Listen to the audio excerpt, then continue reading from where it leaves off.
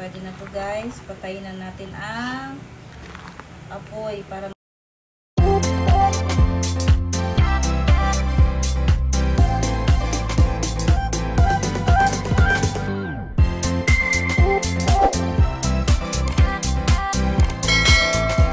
gagawa tayo ngayon ng creamy maha blanca. So ito yung mga kailangan natin na ingredients para makagawa tayo ng maha blanca. Meron tayong 1 can evap, tapos konti lang naman kasi gagawin ko, kaya ito lang yung mga ingredients niya.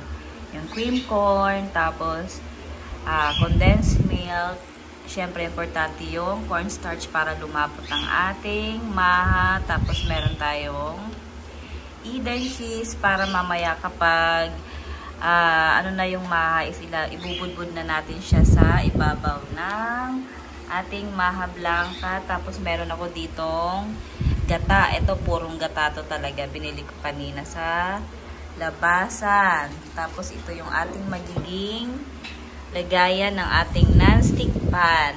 Ayan. So, ready na tayo. Gawin na natin.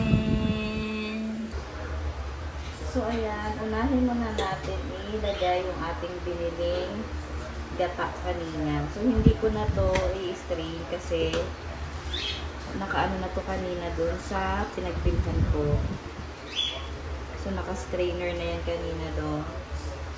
So, dalawang kalahati, equivalent siya ng 3 cups ng gata. So, 3 cups of gata.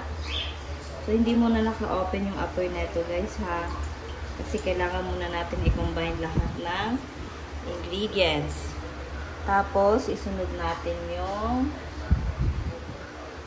1 can ng evap. Ayan. Tapos, isunod natin yung isang latang condensed. Ayan. So, kung nakukulangan kayo sa tamis, pwede kayong mag-add ng sugar na lang. Pero ito kasi sa akin, hindi ako ganun ng matamis, kaya okay na sa akin to. Tapos, hahaluin natin. And then, ilalagay naman natin yung itong cream corn.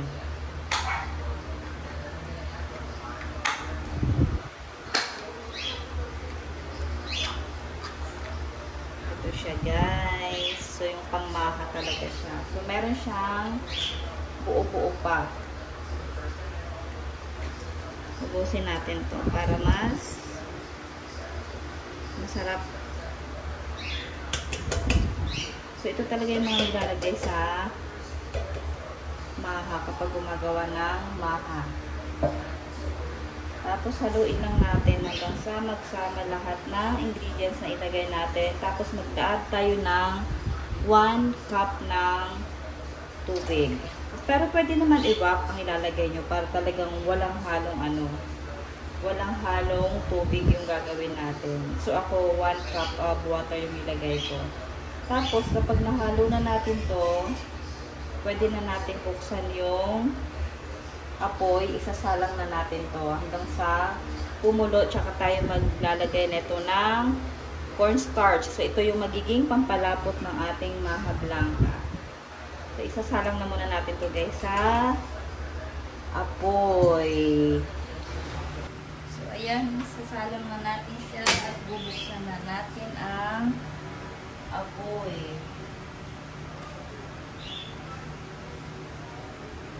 So, habang nakaganyan siya, kailangan huwag natin siyang tigilan sa haluin. Ayan.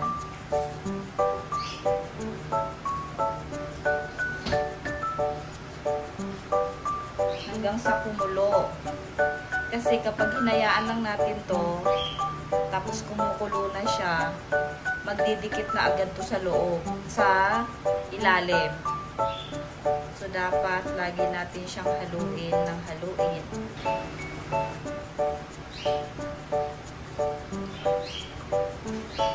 Mabilis lang po mag-set.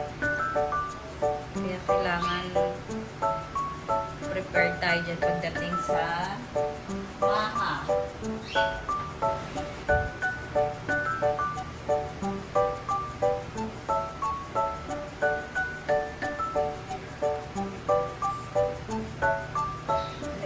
natin yung cornstarch. Maya, pakuluin pa natin ng konti pa.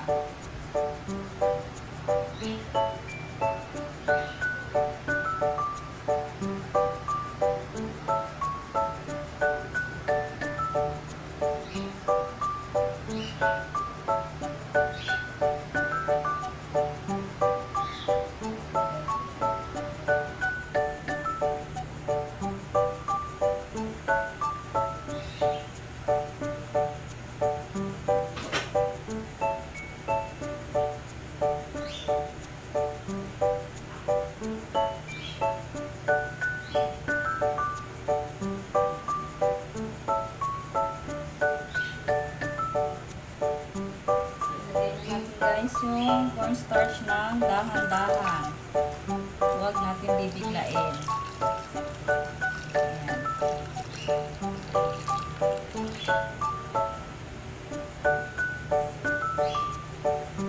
So, kailangan na natin siyang halu-haluin na.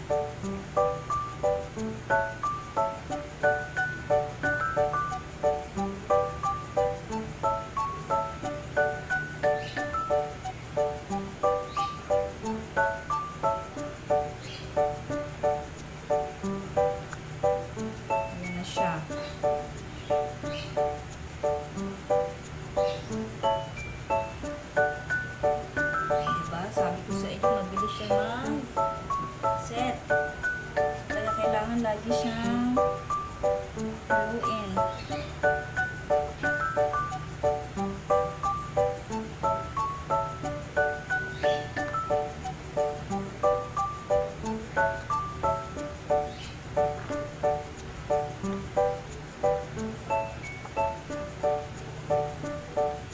So, kailangan natin siya ng haluin ng mga 5 minutes.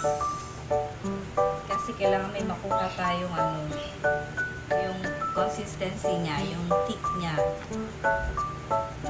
So, dapat huwag natin hayaan na hindi natin nakakangalay lang talaga sa kamay to. Promise.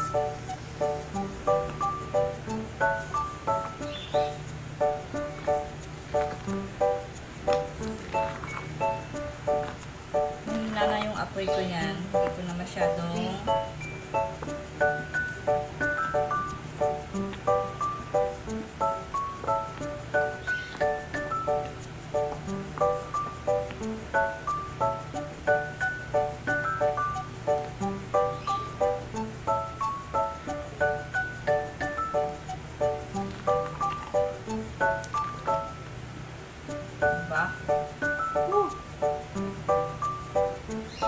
nakakangaway.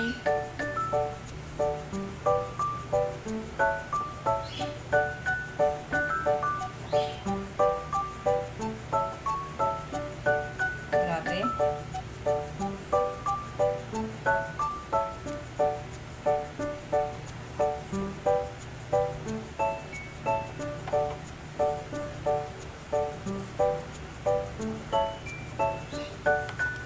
Kaya kailangan pagka-ahon na ito, kailangan mo agad siya ilagay sa Tupperware sa paglalagyan mo.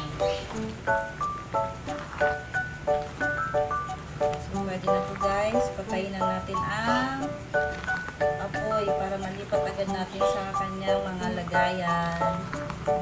Okay na to?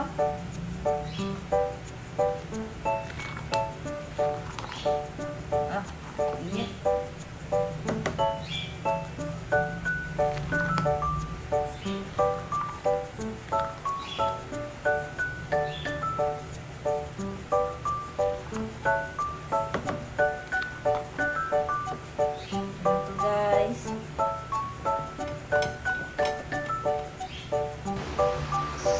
So, ayan guys, ililipat na natin sa mga lagayan. Unahin muna natin dito yung malaki.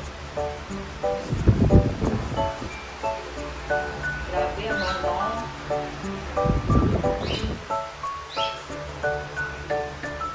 ang bango-bango.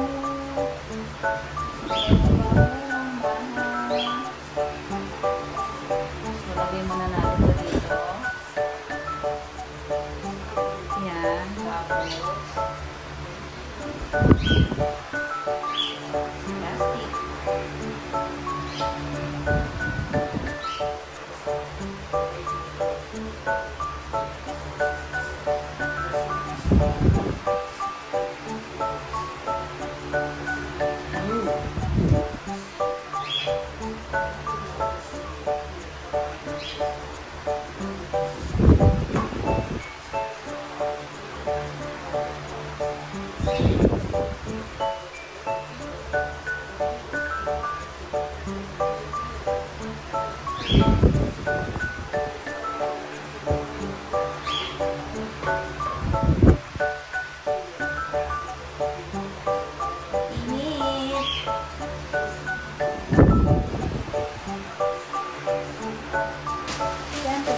Kahit sa bahay lang to, pang bahay lang, hindi naman pambenta, kailangan presentable pa rin tingnan. Diba? Kailangan natalis natin yung anis-anis niya sa gilid. So kapag okay na yan, tsaka natin bubut-buran ng cheese.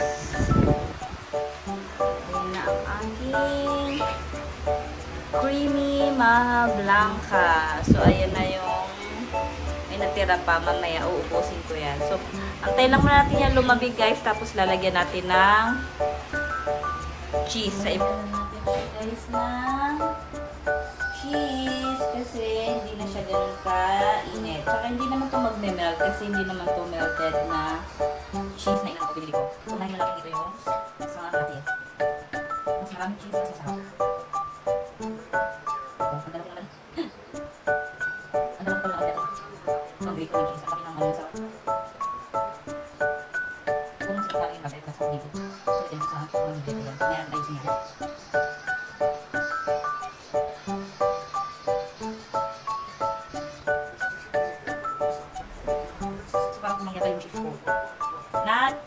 inyo, kunin mo pa yung cheese para sa cheese.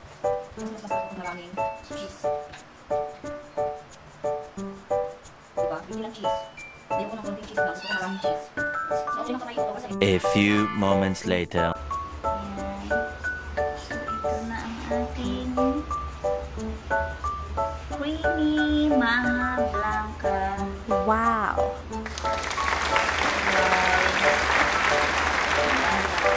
Hindi tinipid sa cheese. Yan. For ano lang yan, pang merienda lang dito lang sa bahay, hindi siya pang benta. Yan. Ayan ang aking creamy maha blanca. Thank you for watching, guys. Bye!